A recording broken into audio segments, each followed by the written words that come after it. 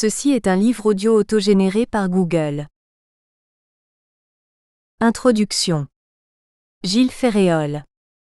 Les 30 et 31 mars 2012, dans les locaux de l'UPFR Sport de l'Université de Franche-Comté, s'est tenu à Besançon, à l'initiative du laboratoire C3S et avec le soutien de l'UFR-STHI de l'Université de Perpignan Via Domitia, un colloque international portant sur la souffrance et la maltraitance. Une vingtaine de communications, présentées et discutées lors de ces journées, ont été ici regroupées en deux grandes parties. La première, privilégiant une perspective pluridisciplinaire, propose des points de repère et des cadres d'analyse. Vanessa Hers, tour d'abord, s'interroge sur l'expérience de la douleur, tant psychique que physique, consécutive à un moment de rupture ou à une perte brutale, nos réactions de défense étant toujours singulières, articulées à notre histoire, notre personnalité, les événements de notre vie. Gilles Ferréol, de son côté, aborde, sous un angle méthodologique, la problématique de l'enfance en danger et met l'accent sur les politiques de prévention à travers l'examen de coefficients de risque ou de vulnérabilité. L'approche historique est au cœur des préoccupations de Clément Moutombo. Celui-ci questionne le sort peu enviable réservé en Autriche aux damnés innocents du Vorarlberg et met en avant, en référence au péché originel, le parianisme dont ont été victimes les enfants de la guerre, leurs parents étant montrés du doigt pour avoir fauté en entretenant des relations coupables. Le point de vue du philosophe est également à l'honneur. Bernard Jolibert nous éclaire ainsi sur la violence incestueuse, laquelle renvoie certes à la force brutale, mais aussi le plus souvent à la contrainte plus subtile du chantage, de l'intimidation, de la séduction ou de la corruption, d'où un sentiment d'impuissance et une impression de lâcheté ou de dévalorisation. Le thème de la marâtre, dans la presse régionaliste corse de l'entre-deux-guerres, souligne Philippe Pesteil, s'inscrit pleinement dans ses réflexions et fait l'objet d'un décryptage de type socio-anthropologique, les caricatures et les dessins satiriques d'Amuvra exprimant de manière allégorique incompréhension et détresse, préjudice et domination culturelle. D'autres univers, comme ceux des marginaux, Rudolf Ressoasi et des femmes tziganes, Anne-Marie Mamontoff, viennent en complément et attirent l'attention sur des phénomènes de disqualification et de relégation, de désaffiliation et d'exclusion, sans oublier le poids des stéréotypes et des catégorisations, la mise en œuvre de processus cognitifs de maintien de l'estime de soi ou bien encore l'importance des dynamiques identitaires d'affiliation. Après ces éléments conceptuels et ces grilles de lecture, place aux illustrations et aux études de cas. Benjamin Castet-Fontaine et Jacqueline Costa-Lascou s'intéressent, dans cette optique, au système éducatif, plus précisément au coût de la réussite scolaire chez les élèves de milieux modestes, confrontés à la double épreuve du prix de l'excellence et de la névrose de classe, aux situations de décrochage et au refus de l'école, à la crise de l'autorité et au désenchantement du corps enseignant. Le monde du travail est ensuite scruté à différents niveaux. Discrimination ethnique à l'embauche et ostracisme, Jean-Yves Cauzet et Juan Mata. Stress au quotidien et culte de l'urgence et du narcissisme, Pascal Fugier. Tension organisationnelle et diffusion de logique managériale d'inspiration toyotiste, Bruno Lafort. Nouvelle pauvreté et insécurité, Noël Flageol. Les pratiques sportives et corporelles rassemblent, pour leur part, les contributions de Fred Grapp sur la performance et la gestion de la charge affective qui lui est associée, d'Alain Gros-Lambert et al., sur la perception de l'effort et des seuils de tolérance chez les personnes âgées, et de Jean-François Hureau sur le surentraînement des jeunes athlètes et l'obligation parentale de résultats. Le dernier axe retenu a trait au vieillissement et à sa prise en charge institutionnelle, notamment en EHPAD ou en maison de retraite.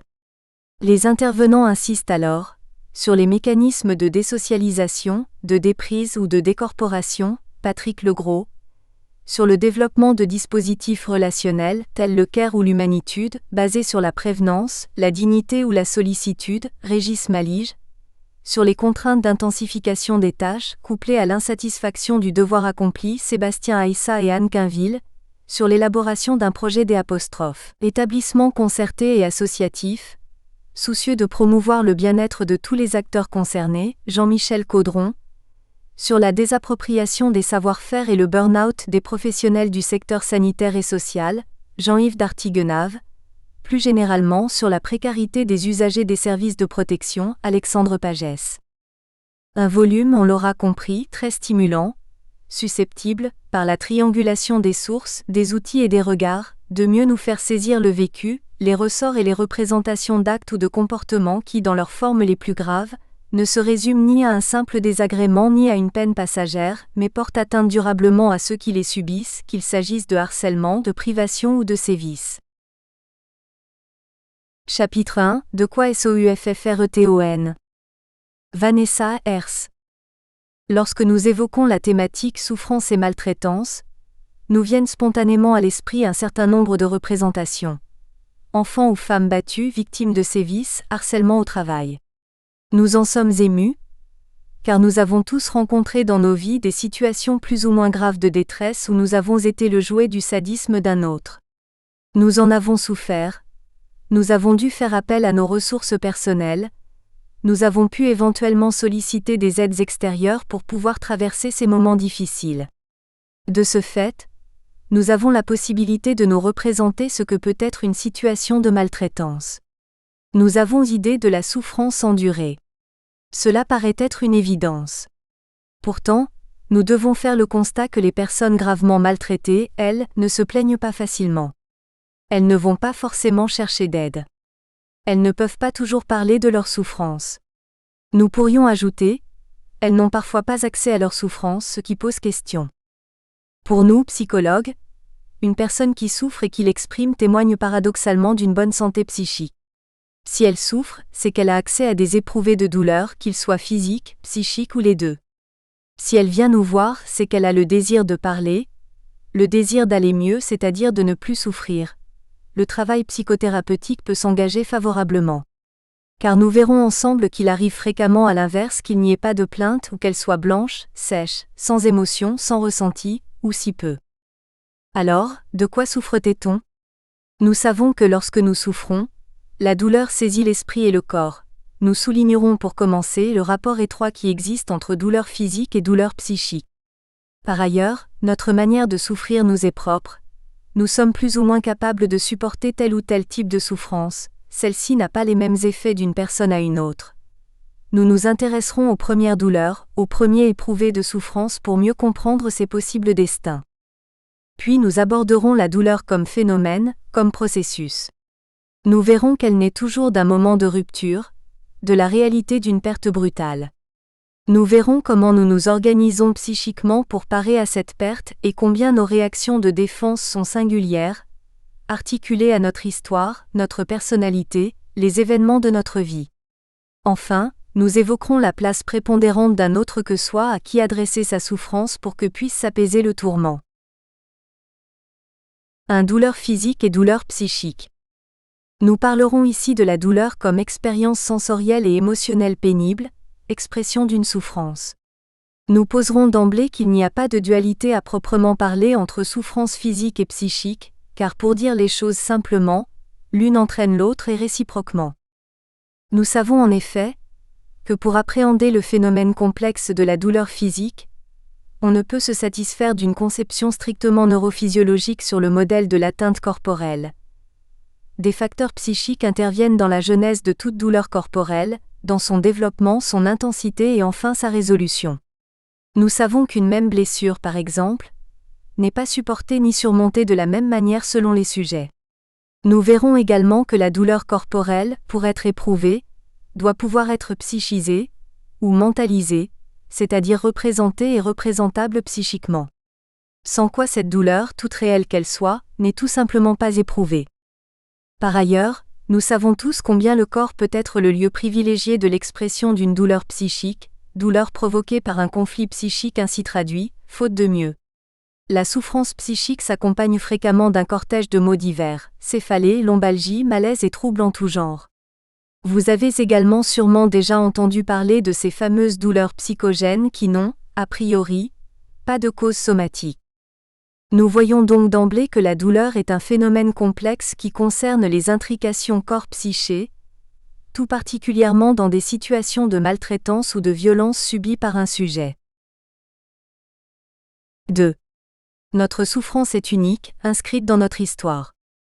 Les mythes, les différentes formes d'expression artistique comme les témoignages et les récits de vie en attestent. Douleur et souffrance sont constitutifs de l'expérience humaine. Souffrir représente une manière de percevoir, d'éprouver, de nous émouvoir. Éprouver la douleur, lui donner une forme, lui trouver une issue supportable représente une expérience à la fois universelle et singulière pour chacun.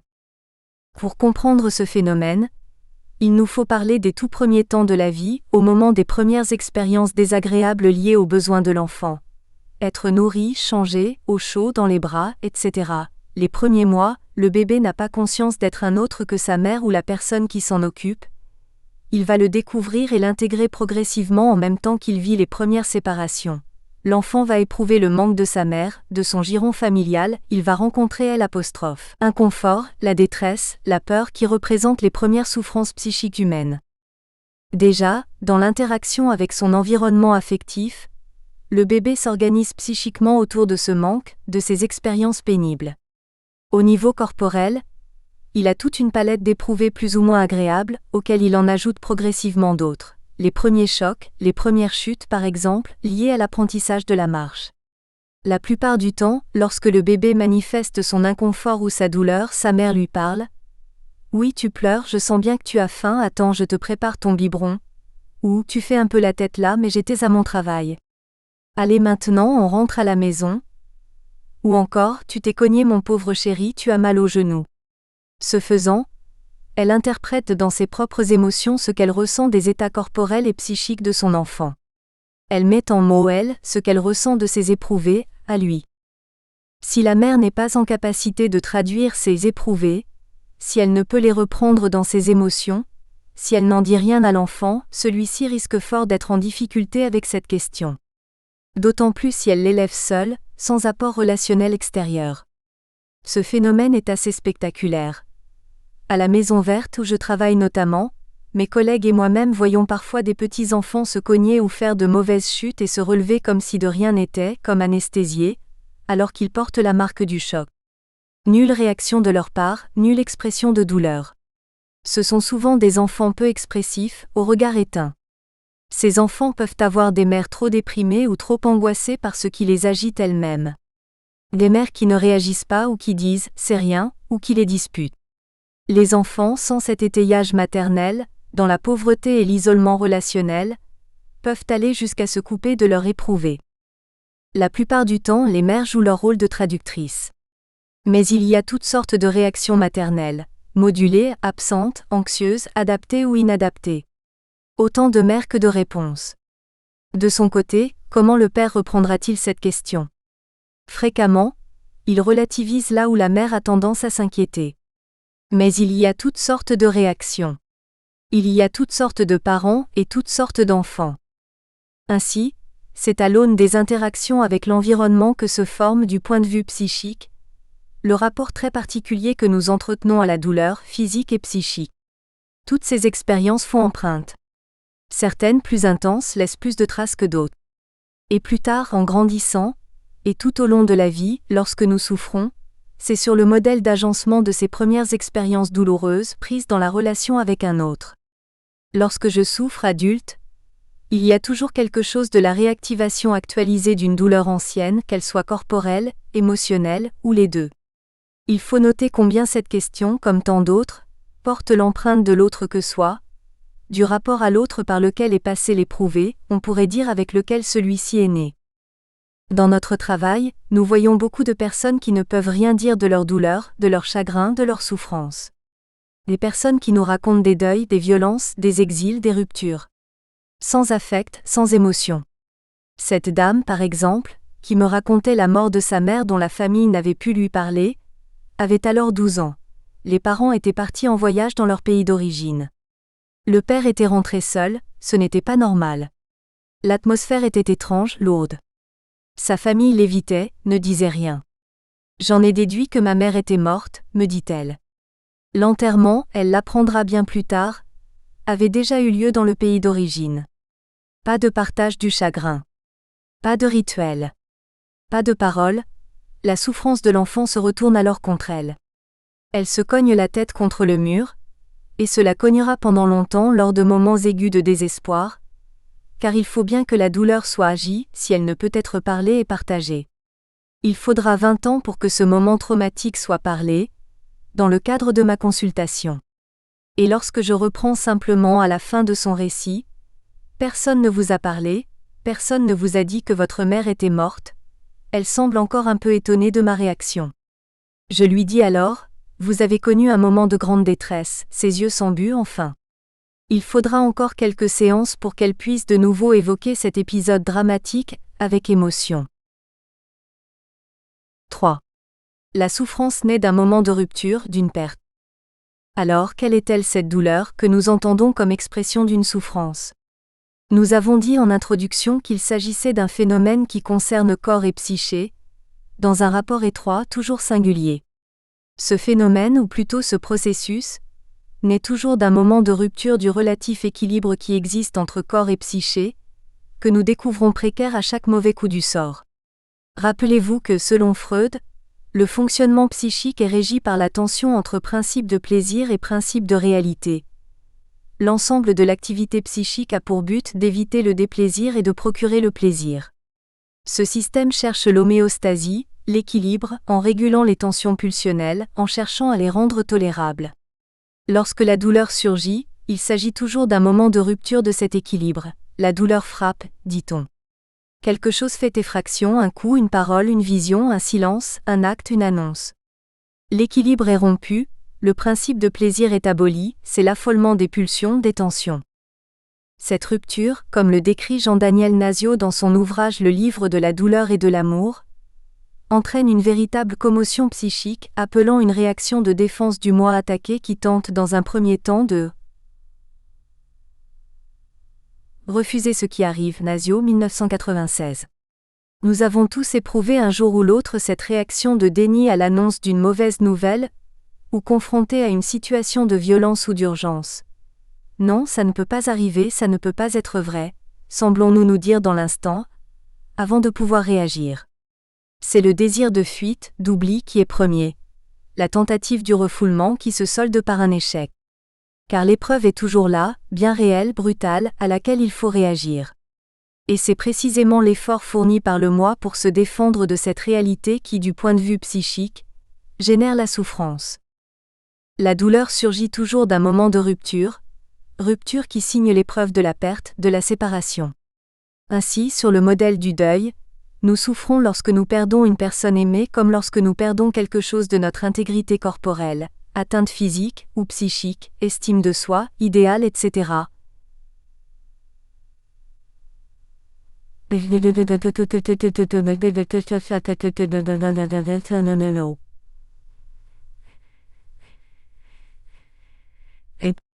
Notre souffrance est alors à la mesure du rapport d'amour, ou investi comme tel, que nous entretenons avec ce que l'on a perdu. Ce n'est donc pas tant la perte de l'objet réel qui fait souffrir, mais bien la perte de l'objet interne que l'on s'était construit autour de cet objet réel.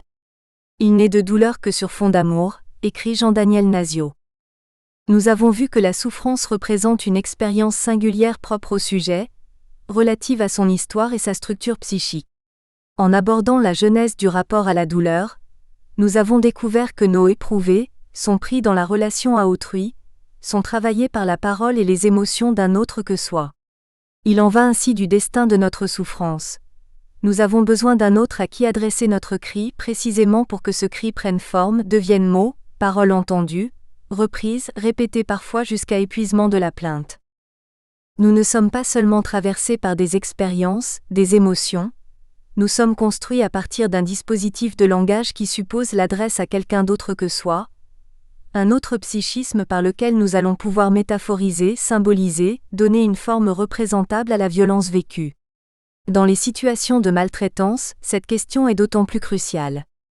Les personnes maltraitées, comme nous le remarquions, se plaignent peu.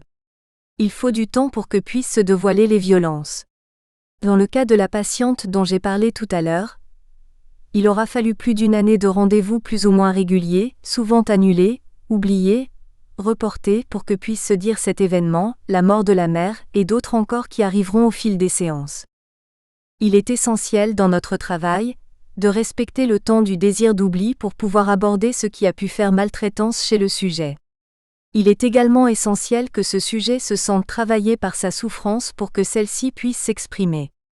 Cette dimension peut échapper à certains dispositifs de soins visant à réduire sinon à annuler l'insupportable, au premier rang desquels l'usage parfois trop hâtif et mal régulé des antidépresseurs et anxiolytiques. Souffrir, nous le savons, est au cœur de la condition humaine.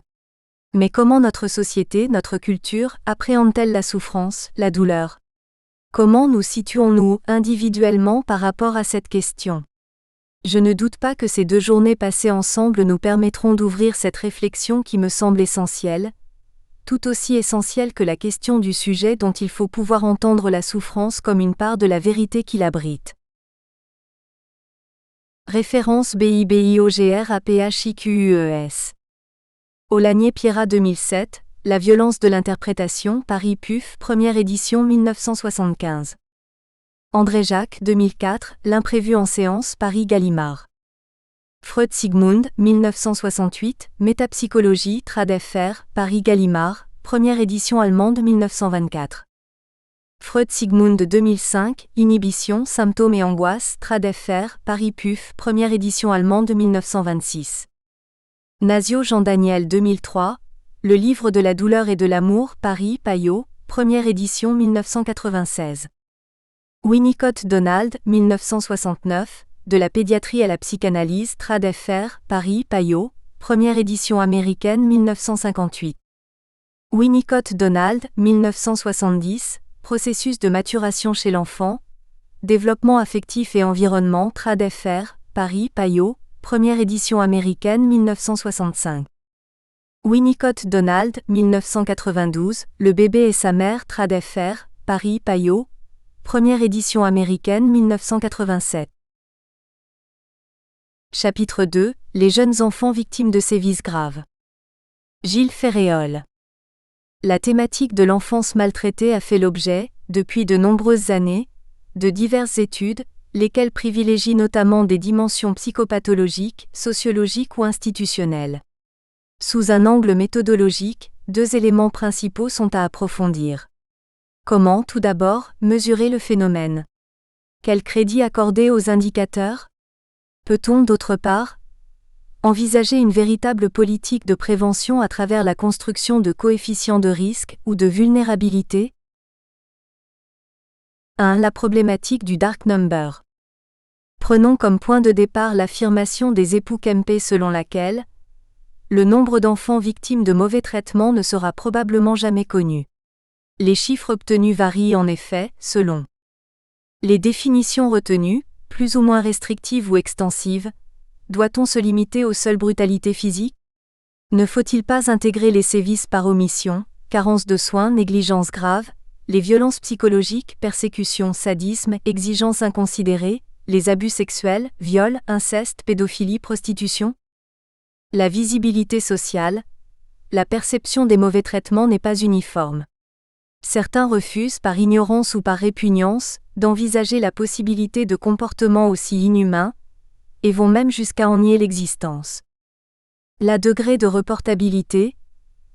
L'article 62 du Code pénal fait obligation à tout citoyen qui a eu connaissance de tels actes d'en informer les autorités administratives ou judiciaires, le non-respect de ces prescriptions constituant un délit. Un autre article prévoit qu'en pareille circonstance, les dispositions relatives au secret professionnel des médecins, des sages-femmes ou des travailleurs sociaux puissent être levées. Le signalement est pourtant loin d'être la règle. Méconnaissance des systèmes de protection auxquels on peut s'adresser, absence de confiance dans ces structures, peur de nuire ou de pénaliser, crainte d'apparaître comme un délateur. Les rapports qui s'instaurent entre l'intervenant et la famille concernée nécessitent, à cet égard, un examen attentif.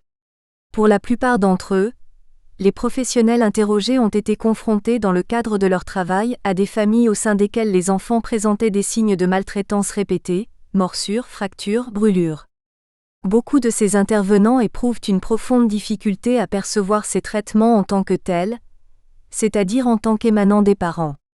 Même ceux qui situent la maltraitance dans la relation particulière parent-enfant ne peuvent en apprécier la gravité et se montrent réfractaires à toute dénonciation à des instances extérieures. Ce refus de témoigner s'accompagne d'une réticence à aborder verbalement ce type de situation. Face à cette inquiétante étrangeté, l'expression est employée par Freud dans ses essais de psychanalyse appliquée, la loi du silence s'instaure. Le doute s'apparente à une lutte destinée à maintenir dans l'inconscient des sentiments insupportables. Les conduites violentes sont alors susceptibles d'être minimisées, voire déniées. L'illusion que la mère est toujours bonne et aimante doit être préservée à tout prix. Pour une majorité d'éducateurs, les parents maltraitants sont quand même de bons parents. Une certaine compassion n'est pas à exclure, l'enfant étant parfois considéré comme sale, décevant, peu attrayant. Le moi perd sa fonction de synthèse et se réfugie dans des clichés du genre. Mieux vaut une mauvaise mère que pas de mère du tout. Conclusion. Tout se passe comme si cette violence ne pouvait être pensée, ce qui la maintient hors du champ du langage. Autre biais possible, les suites judiciaires. Les décès par traumatisme sont diagnostiqués selon la nature de la lésion, sans précision étiologique ou avec la mention cause inconnue ou accident probable. Lorsque le médecin hospitalier refuse le permis d'inhumer et confie le corps à la justice, les résultats ne sont pas très différents. Les légistes connaissent mal le problème. Dès l'instant où il n'y a pas flagrant délit, ils ne se soucient guère des circonstances de la mort, des antécédents de l'enfant, de son environnement familial. Ils négligent fréquemment de faire pratiquer des radiographies du squelette, lesquelles pourraient pourtant révéler un syndrome de Silverman, hématome sous-duro. Lorsque cette fois le parquet prend l'affaire en main, il hésite, devant les dénégations du couple parental et de l'entourage, à poursuivre une instruction qui, même lorsqu'elle permet de présumer que la mort est consécutive à des sévices, ne débouche que rarement sur une inculpation. Malgré des résultats quelquefois divergents ou contradictoires, des progrès ont été enregistrés quant à l'appréhension statistique de ces divers traumatismes. Rappelons que dans le cadre français, la première recherche importante a été menée conjointement sur une base pluridisciplinaire, à Paris et à Nancy, entre 1972 et 1975. Dans des enquêtes postérieures, conduites entre autres par Michel Manciot, Pierre Strauss ou Alice Miller, on estimait qu'un enfant de moins de 6 ans sur 150 était ainsi martyrisé. Au total, on note une meilleure compréhension du dark number mais aussi une sensibilité accrue. Rôle des médias, prégnance du sentiment de l'enfance, Philippe Ariès, Jean-Louis Flandrin. Perceptible à la fin du XIXe siècle, l'idée de prévention prime sur celle de répression. Grâce à des magistrats comme Rollet ou Bonjean et des publicistes, songeons à Alexis Danan, des associations se créent pour la protection et la sauvegarde de l'enfance. La prise de conscience du corps médical a été en revanche plus tardive et il faudra attendre 1965 pour que, sous l'influence du professeur Neyman et de l'école nancéienne, l'hypothèse de brutalité physique soit sérieusement prise en compte. Les lésions osseuses, par exemple, relatent une histoire que l'enfant est trop jeune ou trop effrayé pour raconter lui-même. Les efforts accomplis pour sensibiliser les travailleurs sociaux, l'opinion publique et les professionnels de la santé à de telles réalités, se situent à un triple niveau. Établissement du diagnostic, prise en charge thérapeutique, action de prévention. Examinons dans cette optique la construction de coefficients de risque. 2. Risque, vulnérabilité et politique de prévention. 4 paramètres ont habituellement retenu. Les antécédents individuels des parents, foyers désunis ayant déjà fait l'objet de mesures de protection sociale. Les caractéristiques du couple.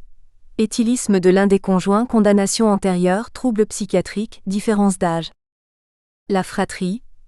Présence sous un mode conflictuel d'un ou de plusieurs enfants nés d'une union précédente, décès inexpliqué, abandon ou placement. L'enfant lui-même. Prématurité, gémellité, absence de surveillance prénatale, handicap physique, hospitalisation répétée. Chaque grande rubrique se voit attribuer un score spécifique, de 10 à 16 points. Lorsque certains seuils sont dépassés, on peut s'attendre au pire. Les informations précédentes doivent être complétées par une approche chronologique mettant en lumière des périodes de grande vulnérabilité, modification du statut matrimonial, maternité, fatigue supplémentaire, changement de domicile, adaptation à de nouveaux horizons, retour en famille d'un ou de plusieurs enfants placés, distorsion considérable entre des aspirations légitimes mais irréalistes et la déception qu'entraîne immanquablement la confrontation avec l'enfant tel qu'il est. Quelques réserves sont toutefois à signaler. L'exploitation de cette grille de lecture fait apparaître deux populations différentes. Des familles à score bas, où cette procédure est sans utilité et peut même conduire à une fausse sécurité, et des familles à score significativement élevé. C'est seulement pour ce second groupe que la méthodologie est vraiment discriminante. Mais en même temps, c'est là une faiblesse car si cette classification est à même de dépister des familles à risque, avec le danger de les étiqueter de manière trop marquée ou trop durable, elle laisse de côté les cas, assez nombreux, de mauvais traitements dans des milieux considérés comme socialement normaux. Quelle que soit la pertinence de ces critiques, une prévention précoce s'impose. Les études pionnières réalisées au General Hospital de Denver, au Colorado, dès les années 1950 vont dans ce sens. Plusieurs procédures ont été expérimentées. Interview des conjoints, afin de découvrir leurs sentiments vis-à-vis de la grossesse, leur conception de l'éducation. Questionnaire détaillé. Observation des réactions des parents lors de la naissance de leur enfant. Suivi continu durant les 6 premières semaines. On obtient ainsi des échelles d'évaluation. Les informations les plus pertinentes sont celles qui ont été recueillies dans la salle d'accouchement par une infirmière spécialisée. À partir de ces données, des prédictions correctes ont pu être effectuées dans plus de 80% des cas. Pour près de 10% des parents abusifs, tout traitement s'avère impossible, la déchéance des droits parentaux étant recommandée en cas de psychose hallucinatoire. Ceux qui bénéficient d'une aide peuvent, sur la base du volontariat, entreprendre une thérapie à long terme et ont recours à différents supports comme la ligne téléphonique, la garderie de crise ou les groupes de soutien. Est-il besoin de préciser que les mauvais traitements qui s'exercent à l'égard d'un enfant ne peuvent trouver une explication univoque qui ferait du père ou de la mère soit des malades mentaux, soit des victimes d'un mode de vie inadapté? De nombreux facteurs entrent en jeu. Ils ont trait à l'histoire des parents, à leur personnalité et à leur vie de couple. Dernière remarque, si les pulsions agressives et les tendances sadiques existent bien dans l'inconscient de chaque être, elles trouvent généralement une possibilité d'expression à travers les fantasmes, la créativité ou la vie professionnelle et sont tempérées par la capacité de sollicitude et d'amour. Pour certains, néanmoins, ces pulsions restent prédominantes et ne peuvent être maîtrisées. Elles se libèrent alors sous forme de passage à l'acte violent, lorsque les contraintes deviennent insurmontables. Dans l'une de ses conférences, Jean Bernard déclarait que la mort d'un vieillard entrait dans l'ordre des choses. Celle d'un adulte, ajoutait-il, peut à la rigueur se comprendre, mais celle d'un enfant est toujours un scandale. Le scandale redouble lorsqu'on est face à des sévices ou de la maltraitance.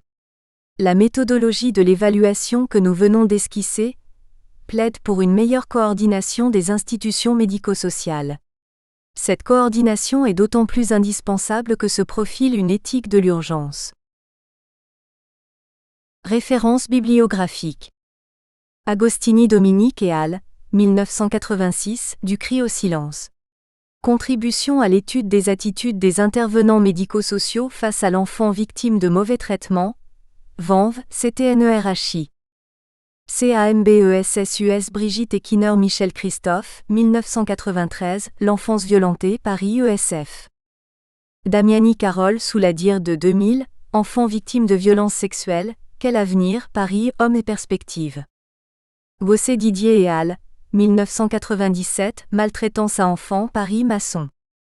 Kempe Henry et Elfer Ray, 1977, L'enfant battu et sa famille, Trad FR, Paris, Fleurus, première édition américaine 1968. KENDELLTACKETT Catherine et al., sous la dire de 2005, Victimization of Children and Youth. Pattern of Abuse, Response Strategies, Kingston, NJ, Civic Research Institute.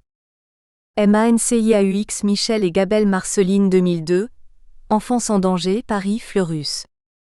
Miller Alice, 1986, L'enfant sous la terreur. L'ignorance de l'adulte et son prix, Paris, Aubier. Miller Alice, 1990, La souffrance muette de l'enfant. L'expression du refoulement dans l'art et la politique, Paris, Aubier. Perron Reynaldo et Manini Martine, 1995, Violence et abus sexuels dans la famille, Essuie les Moulineaux, ESF. Porchy Marie-Pierre 2003, Les silences de la loi, un juge face à l'inceste, Paris Hachette. Robert Josseline 2000, Te laisse pas faire. Les abus sexuels expliqués aux enfants, Paris, Édition de l'Homme. ROSENCZVEIG Jean-Pierre et Verdier Pierre, 2008, Le secret professionnel en travail social et médico-social, Paris, Duno. Rouillé Michel et Drouet Marie, 1986, L'enfant violenté, des mauvais traitements à l'inceste, Paris Le Centurion. Strauss-Pierre et Manciaux Michel, 1989, L'enfant maltraité, Paris Fleurus. TURSZ Anne, 1987, Adolescents, risques et accidents, Paris Centre international de l'enfance. ZUCHELLI Edmond et Bongibaud Daniel, 1990, L'enfance violée, Paris Kalman-Lévy. Chapitre 3, Les damnés innocents du Vorarlberg. Clément Moutombo. Notre recherche sur la souffrance et la maltraitance nous ramène dans un double contexte historique. Celui de l'histoire de la Deuxième Guerre mondiale, la grande histoire, et celui de l'histoire individuelle, la petite histoire, des enfants nés d'un père soldat occupant un territoire national et d'une mère originaire du pays occupé.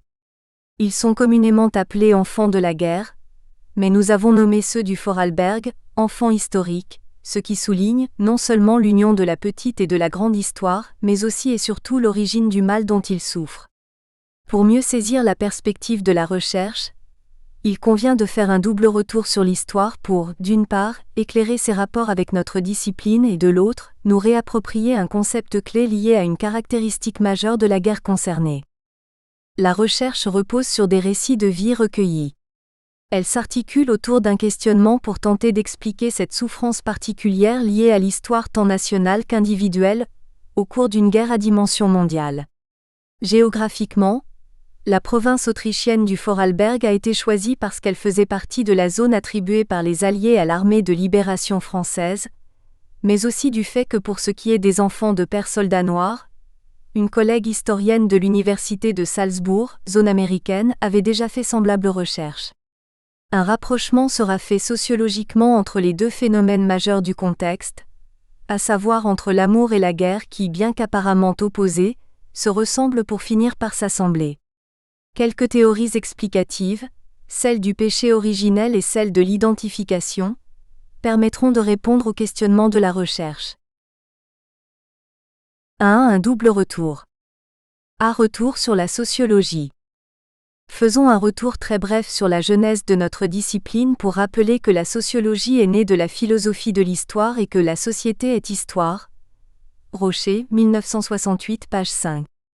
Elle a dû s'en délivrer pour donner au sens des actions un autre fondement que l'historicité, et est constamment engagée dans un mouvement historique, dans une transformation d'elle-même, de ses membres, de son milieu et des autres sociétés avec lesquelles elle est en rapport. C'est d'ailleurs ce que nous livre l'analyse des récits de vie des enfants historiques, dont l'histoire va de pair avec un pan de l'histoire nationale. En effet, ils constituent à leur corps défendant le point de jonction où la grande histoire, nationale, rejoint la petite, c'est-à-dire la leur. L'historicité a cependant un double sens. Le premier, plus technique ou historiographique, ce qui est historique, s'oppose à ce qui n'est que mythe ou légende. L'historicité caractérise alors ce qui peut être attesté de manière factuelle, par la critique des sources que pratiquent toutes les sciences humaines. Ainsi, un historien peut s'interroger sur l'historicité de la guerre de Troie, un théologien sur celle de la résurrection du Christ ou un philologue sur l'authenticité d'un document. Le second sens est plus philosophique. L'historicité est parfois appelée historialité pour la distinguer du premier sens. Elle évoque une caractéristique universelle de la condition humaine, le fait qu'elle soit déterminée de part en part par sa condition historique. En soulignant la contingence et la relativité de toutes les opinions, cette historicité fait surgir le problème du relativisme, ou de l'historicisme. Dans ces deux sens, le terme n'est apparu qu'au XIXe siècle, mais n'a acquis une portée philosophique fondamentale qu'au XXe chez des auteurs comme Dilthey, Heidegger, Gadamer et Ricoeur. Notre recherche présente ici ce double sens, Grondin 2006, page 561. Historique, à travers des récits de vie attestés par des faits et non par des légendes. Historial, affectant ainsi la caractéristique universelle de la condition humaine, aucun enfant ne demandant à ses parents de naître. Les récits de vie des enfants dits de la guerre apportent la preuve, si besoin en était encore, de la bonne intelligence de la sociologie avec l'histoire. La société est donc histoire, car elle est constamment engagée dans un mouvement historique, est les changements d'une collectivité à travers le temps. L'histoire en Autriche de ces enfants est l'événement d'une rencontre entre des hommes des pays alliés et les femmes du pays occupé, Besetzen, en vue de le libérer, Befreien, du nazisme. L'amalgame a souvent été fait et entretenu entre occupation et libération, pour des raisons de propagande, mais il est cependant évident que libérer sans occuper équivaut à se laver sans se mouiller. B. Retour sur un concept. Un deuxième retour permet de revenir sur un concept clé mentionné par les historiens comme une des caractéristiques majeures de la guerre de 1940 à 1945, à savoir le racisme. Ce concept a fait et continue de faire couler beaucoup d'encre sur le plan scientifique. Pour autant, nous nous référons ici aux recommandations pertinentes de deux sociologues, Émile Durkheim et Gilles Ferréol. Le premier préconise d'expliquer un fait social par et dans un contexte sociétal afin d'éviter justement tout amalgame. En effet, c'est surtout en science qu'on ne mélange pas les torchons avec les serviettes. Albert Camus professe à raison que mal nommer les choses, c'est ajouter au malheur du monde. Quant à Gilles Ferréol, sous la dire de 2011, il procède, comme nous, en partant d'abord du concept initial de race pour considérer qu'il est flou, puis cite aussi Guillaumin pour faire remarquer que les pratiques discriminatoires se passent fort bien d'une catégorisation biologique. Il note au passage la banalisation du terme ainsi que son suremploi, pour conclure en recommandant que le débat sur sa définition reste ouvert et se poursuive. Nous trouvons qu'au cours de son évolution, la sociologie fut dominée, comme la plupart d'autres sciences humaines, par la biologie suite au succès et au progrès effectués par cette dernière. Ce succès explique l'emprunt du terme race à la biologie pour inadéquatement expliquer un phénomène social. Il serait temps que la sociologie s'émancipe de cette tutelle passéiste pour proposer, dans les règles de l'art, un concept adéquat, ou tout au moins un synonyme issu de son domaine propre. Il appartient a priori aux sociologues de se débarrasser de ce vestige biologique, suivant en cela Durkheim, pour trouver un concept tiré du contexte social et doté des caractéristiques majeures que recouvre le racisme. En accord avec Colette Guillaumin, 1972, nous estimons que la plupart des utilisateurs scientifiques de ce terme ont été trop complaisants, plus par commodité et non par conviction scientifique. Scientifiquement, il est possible de lui trouver un substitut plus approprié, d'autant plus que les biologistes eux-mêmes nous disent que la race n'est pas scientifiquement un critère assez clivant pour distinguer les humains les uns des autres.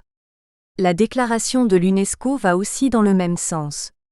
Aussi, suivant la recommandation de Durkheim, nous avons proposé le parianisme, dérivé du mot paria et tiré du contexte hindou. Le parianisme exprime aussi bien le mépris, la stigmatisation de l'autre, le déclassement et la distance sociale qui sont les attributs majeurs du soi-disant racisme. Il a en outre l'avantage de sauvegarder l'unité de l'humanité que soulignent les paléontologues sur base d'une même origine, et permet même lexicalement de faire un verbe et un adjectif, parianisé et parianiste. Notre but n'est pas de jargonner pour faire plus savant, mais bien de répondre aux exigences scientifiques en mettant fin au hold-up de la biologie sur notre discipline. 2. Questionnement de la recherche. Cette recherche tente de répondre à diverses interrogations. A. Sur la faute. Pourquoi la faute des parents, si faute il y a, rend-elle les enfants responsables des actes de ceux-ci alors que l'État moderne ne reconnaît pas de corresponsabilité familiale ? Plus étrange encore est le fait que ce même État accorde généreusement à tout individu suspecté d'une quelconque culpabilité la présomption d'innocence jusqu'à ce qu'il soit jugé et reconnu, preuve à l'appui, coupable des faits qui lui sont reprochés. Cette présomption présuppose le respect et la protection des innocents, sans lesquels elle n'aurait aucun sens. La réponse, nous croyons la trouver dans la référence au péché originel. En effet, en nous servant de cette notion à l'instar de celle de lutte des classes, nous arrivons à comprendre pourquoi un État moderne, mais dominé par le catholicisme, se mure dans le silence face à des victimes innocentes certes, mais damnées par l'Église. B. Sur le rapport entre l'Église et l'État. Aux yeux de l'Église, il y a bel et bien faute et même faute grave, péché mortel. Si le péché mortel n'est pas racheté par le repentir du pécheur et le pardon de Dieu, il cause l'exclusion du royaume du Christ et la mort éternelle dans l'enfer.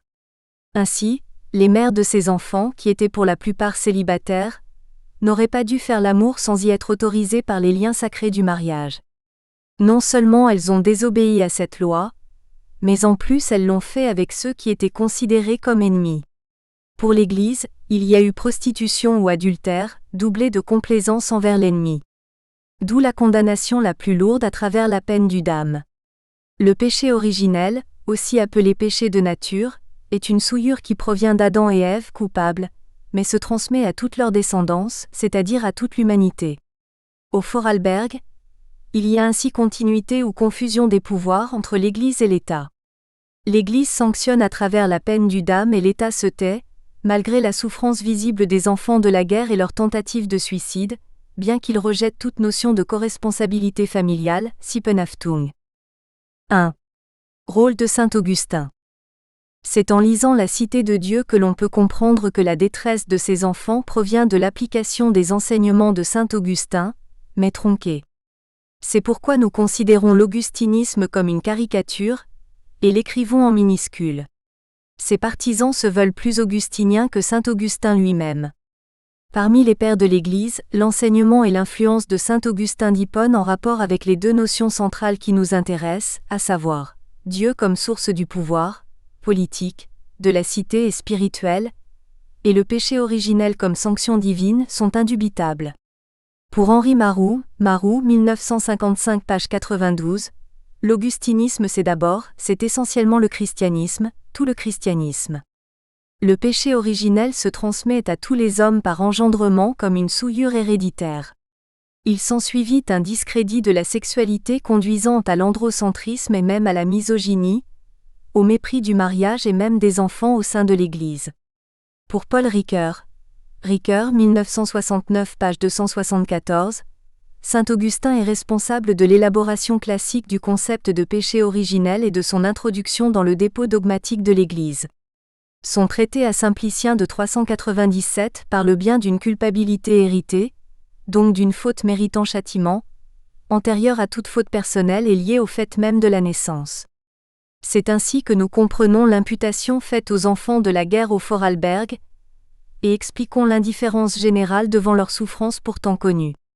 Aucune sorte de baptême, citoyen, n'est prévue pour leur permettre de recouvrer leur pleine dignité et le droit de savoir ce que sont devenus leurs pères. 2. L'ambiguïté de l'État moderne. L'État moderne, tout en reposant sur l'individualisme et en ne reconnaissant pas de corresponsabilité familiale, continue néanmoins d'user d'une grille de lecture dogmatique plus que moyenâgeuse. Il y a une sécularisation idéologique et une perversion hiérarchique. L'Église, devenue mondaine au Vorarlberg, règne sur le sort de ses enfants comme il régnait à la fin du XVIe siècle sur le sort des prétendues sorcières. Tschechner, 1995, pp 287 à 302. Ces enfants sont les damnés de la guerre. Louis Dumont, 1983, disait que l'Église se situe entre la valeur englobante, l'individu hors du monde, et les nécessités et allégeances terrestres. Le pouvoir de Dieu se reflète dans les institutions humaines. La loi, qui dans son aspect le plus fondamental était une expression de l'ordre découvert dans la nature par l'esprit humain, devient dans sa totalité l'expression du pouvoir, ou de la volonté du législateur. De plus, tandis que le droit était conçu comme une relation juste entre êtres sociaux, il devient la reconnaissance sociale du pouvoir, potestas, de l'individu. La guerre est une période d'extrême tension qui met à nu l'exercice du pouvoir de l'Église au Vorarlberg. L'État, héritier du pouvoir temporel officiellement et théoriquement cédé par l'Église, ne s'est visiblement pas encore suffisamment émancipé par rapport à sa mère l'Église. Dans sa forme républicaine, il a fêté son 60e anniversaire en ignorant ses citoyens de seconde zone victimes d'une dépaternalisation déstabilisante et permanente. D'où le constat opéré par Louis Dumont, Ibidem page 50. D'une part, l'État et l'empereur sont voulus par Dieu comme toute chose sur terre. De l'autre, l'État est à l'Église comme la terre est au ciel. Pour l'Église, tout péché mérite une peine, et la peine du dam est une privation éternelle de la vue de Dieu, le Père, suprême sanction que l'on puisse infliger à un croyant. Le silence de l'État, malgré les tentatives de suicide répétées des enfants de la guerre, l'emprisonnement de leur passé et d'une partie de leur identité dans les archives, ressemble beaucoup à la peine du dam. Eux aussi ne pourront jamais voir leur père. Seul le temps réglera leur sort comme celui de leurs parents qui disparaissent, sans faire des vagues, dans le silence général. D sur le silence. Pourquoi ce silence autour des enfants innocents alors que tout le monde sait qu'ils n'ont, comme tout le monde, jamais demandé de naître, mais qu'ils souffrent de dépaternalisation et ne cherchent qu'à connaître l'identité de leur géniteur ainsi que son parcours? Comment expliquer ce silence complice qui continue, et qui les tue à petit feu alors que la guerre est finie depuis longtemps et que les ennemis d'hier sont même devenus des partenaires de l'Union européenne aujourd'hui? Ce silence est dû au secret d'alcôve accompagnant les relations coupables entre les soldats occupants et les futures jeunes mères du pays occupé. Ce secret d'alcôve, devenu secret de polichinelle dans cette province, une des plus catholiques de l'Autriche, Tschechner, 1995, où tout le monde se rencontre chaque semaine à la messe dominicale, fut aussi renforcé par la marginalisation de celles qui avaient couché avec l'ennemi. Le curé leur réservait des bancs au milieu de l'église afin que toute l'assistance puisse bien les voir et les connaître. Le fait de ne plus se rendre à la messe ni d'y prendre la communion donnait matière à spéculation sur l'état pécamineux de la personne concernée. Sur l'explication de la rencontre. Comment expliquer le rapprochement entre les auteurs de cette collaboration horizontale entre occupants et occupés, dans le cadre violent et parianiste de la guerre, malgré la double interdiction tant du côté militaire que du côté civil, de tout commerce d'amitié entre les deux camps en cette période d'hostilité? L'historienne Ingrid Bauer de l'Université de Salzbourg, dans son étude sur les enfants de pères soldats noirs américains et de mères autrichiennes, explique ce rapprochement, comme nous sur les couples dominos, par la théorie de l'identification. Dans ses interviews, les mères autrichiennes lui disaient « You are a slave, we are a slave », et Bauer d'en conclure que les esclaves s'aimaient entre eux. En effet, pour ces Autrichiennes, les troupes américaines, en occupant leur pays, les mettaient à leurs bottes. Mais en même temps, ces Autrichiennes voyaient bien que les soldats noirs américains n'étaient pas sur le même pied d'égalité, parianisme, avec leurs frères d'armes blancs et encore moins dans leur pays d'origine. De notre côté, nous avions trouvé que les partenaires dominos s'attiraient aussi par ressemblance, non pas celle de la couleur de peau, mais celle de leur vécu, dénigrement. Sur le succès de la recherche du père inconnu. Qu'est-ce qui mène au succès de la recherche du père soldat inconnu? Sont-ce les efforts individuels de la personne concernée? Le concours des autorités civiles et ou militaires? Ou bien celui des chercheurs et ou des journalistes? En ce qui concerne l'Autriche, compte tenu du positionnement politique du pays par rapport à cette guerre, l'aboutissement d'une telle recherche ne peut être que le fruit d'une longue et patiente collaboration des personnes concernées avec les chercheurs et les journalistes pour la médiatisation. Jusqu'à présent, personne n'y est arrivé tout seul. Les chances de réussite dans la recherche du père en Autriche semblent hélas extrêmement faibles, surtout quand on les compare au dossier franco-allemand. En tout et pour tout, il n'y a eu jusqu'ici, à notre modeste connaissance, que 5 cas où les efforts des personnes concernées ont été couronnés de succès, grâce à l'engagement exemplaire tant des chercheurs que des journalistes dont celui du correspondant du Figaro à Vienne. C'est la raison pour laquelle un appel est lancé aux initiatives d'envergure européenne, car une guerre mondiale ne peut et ne doit pas être réduite à un simple cadre bilatéral. Elle mérite au moins une prise en compte à l'échelle du continent européen. 1. Zone française.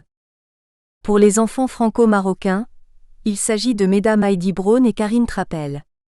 Toutes deux ont pu enfin connaître le sort de leur père, bien longtemps après que celui-ci soit déjà décédé, damnation, grâce aux efforts conjugués des chercheurs et des journalistes. Pour Heidi Braun, c'est au cours d'une conférence donnée à l'université d'Innsbruck sur les troupes françaises en Autriche par le professeur Klaus Eisterer, qu'elle fait la connaissance de la doctorante Renate Hubert qui, plus tard, lui présentera le journaliste de la télévision nationale Thomas Matzek. Ce dernier, travaillant au département de la recherche historique de l'ORF, télévision autrichienne, ira même au Maroc pour elle. Grâce à lui, elle a pu apprendre en 2004 que son père était mort en 1997, mais qu'il avait une grande famille au Maroc dans le village de Taounat où elle s'est rendue en 2006 pour les retrouvailles. Karine Trappel, Mutombo 2007 page 15, n'avait ménagé de son côté aucun effort pour retrouver les traces de son père.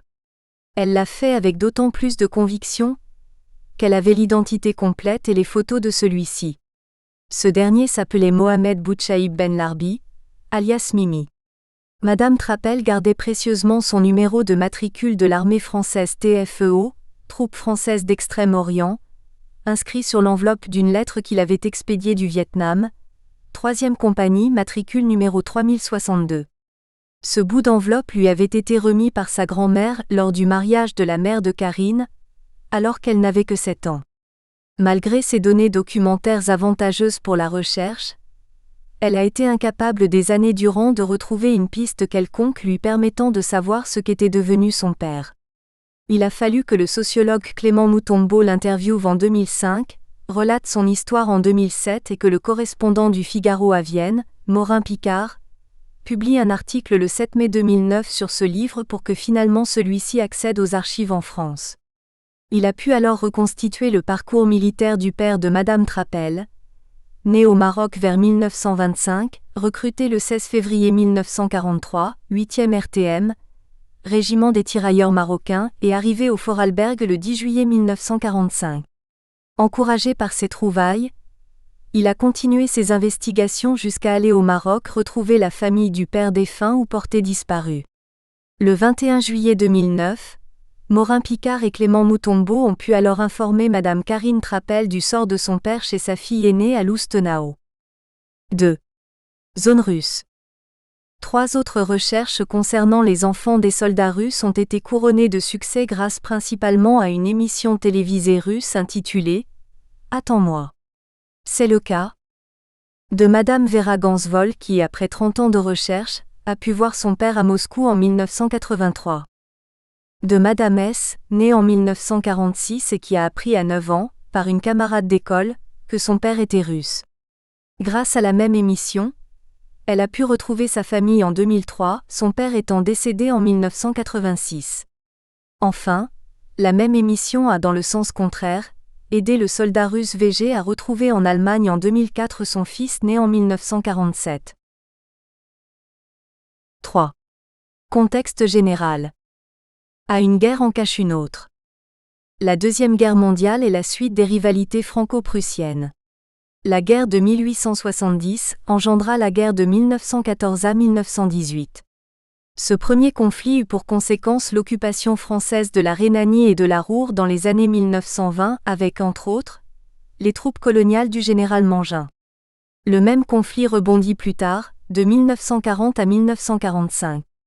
Cette fois, c'est la France qui fut occupée par les troupes allemandes de la Wehrmacht dont les enfants sont éparpillés à travers l'Europe. B. Conflit culturel, qui est barbare ? Ces conflits opposaient aussi au niveau culturel l'Allemagne à la France.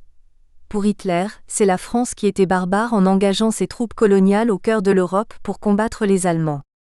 D'après lui, la France le faisait sur le conseil des Juifs qui voulaient ainsi négrifier l'Europe. C'était sa fameuse théorie du complot juif qu'il a justifiée en utilisant le concept de péché originel, Erbsünde. Taguieff, 1988. C'est du côté des Alliés. Pour la France, c'était plutôt l'Allemagne qui était barbare avec son idéologie nazie. Mais les deux belligérants étaient curieusement, tacitement d'accord sur les vrais barbares qu'étaient à leurs yeux les Noirs. Cet accord, étrange et non dit, aura des répercussions sur les enfants de pères soldats africains et noirs américains. 4. Guerre et amour. Ah, les extrêmes se touchent. Le remue-ménage qu'entraîne toute guerre sur le plan social, séparation, veuvage, adultère, divorce, recomposition familiale et viol, unit ce qui est habituellement épars. L'ordre privé fusionne avec l'ordre sociétal. La petite histoire individuelle rejoint la grande histoire nationale que porteront ceux que l'on appellera les enfants de la guerre. Dans un tel contexte, rien d'étonnant que les contraires, amour et guerre, s'unissent, d'autant plus qu'ils se ressemblent phénoménologiquement. Leur opposition n'est que trop flagrante pour être encore soulignée. L'un donne la vie, l'autre la ravit. La guerre sépare et l'amour unit. Ce qui d'habitude est illicite, devient licite surtout face à l'ennemi. Sa mise à mort est même souhaitée.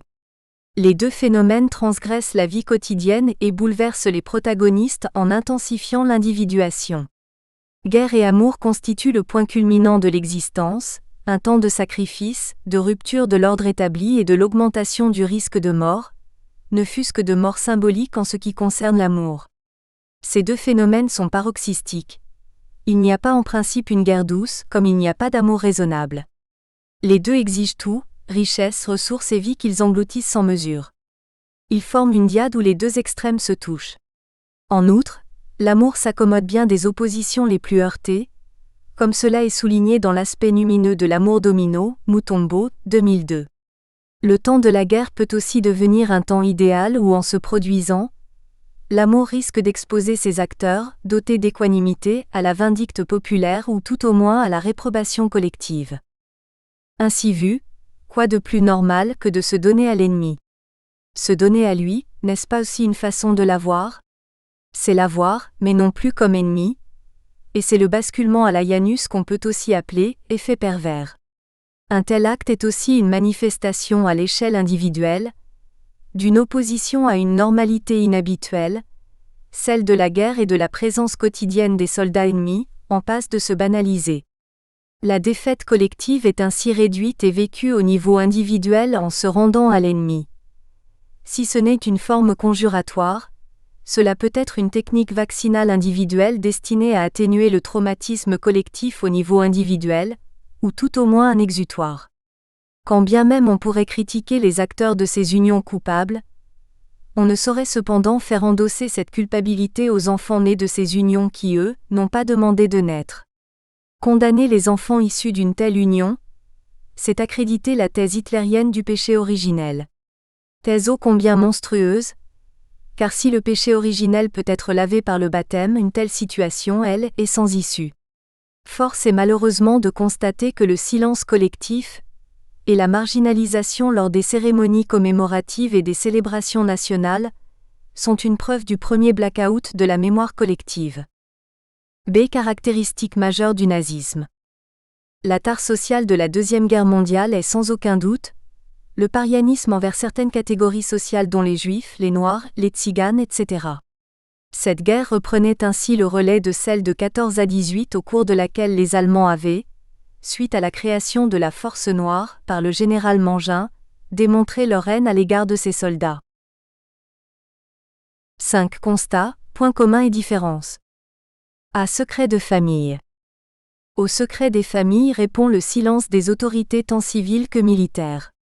Ces victimes innocentes sont souvent désignées par des appellations à connotation négative du genre enfant de la guerre, enfant de l'ennemi, enfant de la honte ou enfant maudit. Comme s'ils ne souffraient pas déjà assez, ces appellations viennent les couvrir d'opprobre et retardent ainsi leur prise de parole dans le débat public. B. Père, soldat inconnu. La dépaternalisation, selon William Good, 1975, c'est l'absence du père. Mais cette absence peut ne pas être que physique, comme c'est pourtant le cas des enfants historiques dont il est question.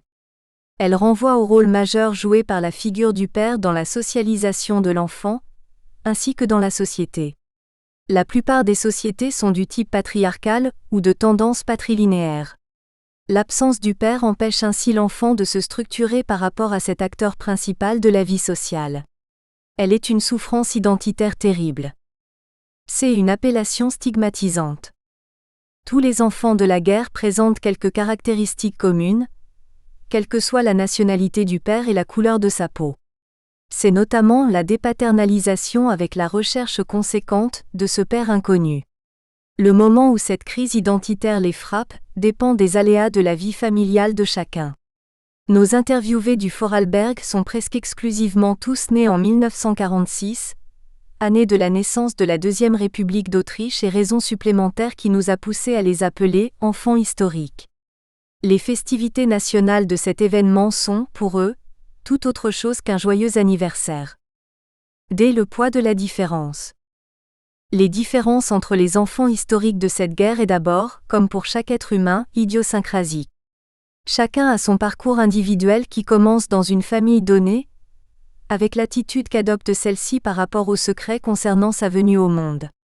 D'autres nuances viennent se greffer sur cette base, notamment celle du pays et de l'origine ethnique du père soldat dont l'enfant ignore pendant un temps l'identité, et même parfois jusqu'au nom de famille. Ainsi, bien que souffrant tous d'être des souffre-douleurs et victimes de la dépaternalisation, On décèlera quelques différences de traitement entre les franco-allemands sur le plan européen et les franco-autrichiens. Parmi les franco-autrichiens, un autre clivage sépare ceux de père français de souche, qui ressemblent à Monsieur Tout-le-Monde, de ceux dont le père est marocain.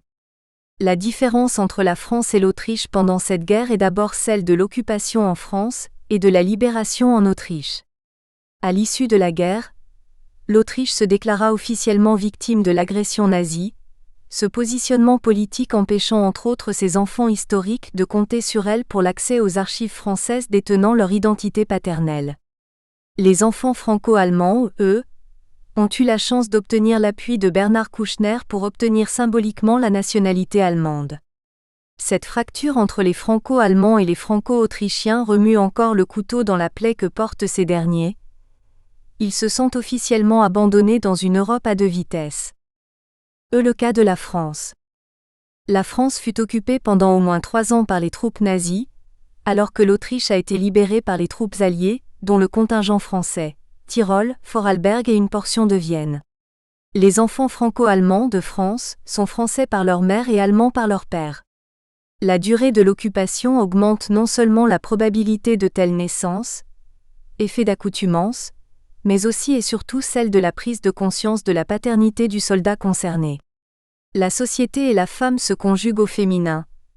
Le statut de la mère d'un pays agressé pèse plus que celui d'une mère d'un pays libéré. La première paraît doublement victime alors que la deuxième ne semble être qu'une simple victime collatérale, du moins aux yeux du libérateur. Le cas de l'Autriche. Le Vorarlberg fut libéré par les troupes marocaines qui étaient les troupes d'assaut du contingent français, Force Noire, et qui n'y sont restées qu'environ 4 mois. Elles ont été relayées par les unités régulières de l'armée française. Dans un délai si court, un enfant ne vient pas au monde. Cela signifie que la plupart des soldats marocains envoyés au Vietnam après le Vorarlberg ignoraient leur paternité éventuelle. Ceux qui en ont été informés ne pouvaient le savoir que par la correspondance entretenue avec la future maman, pour peu qu'elle ait bravé l'interdiction de ses parents. En effet, les parents étaient convaincus qu'une telle information conduirait l'armée française à venir chercher l'enfant pour le placer dans une institution hexagonale. Toutefois, comme à toute règle, il y a eu des exceptions du côté de ces jeunes mères. 6. La recherche du père en Autriche. Les troupes alliées pour libérer l'Autriche s'étaient partagé le pays en 4 zones, américaines, britanniques, françaises et russes. Bien que la recherche du père concerne tous les enfants dépaternalisés, les travaux universitaires portant sur ce père inconnu ont suivi la même division des troupes alliées.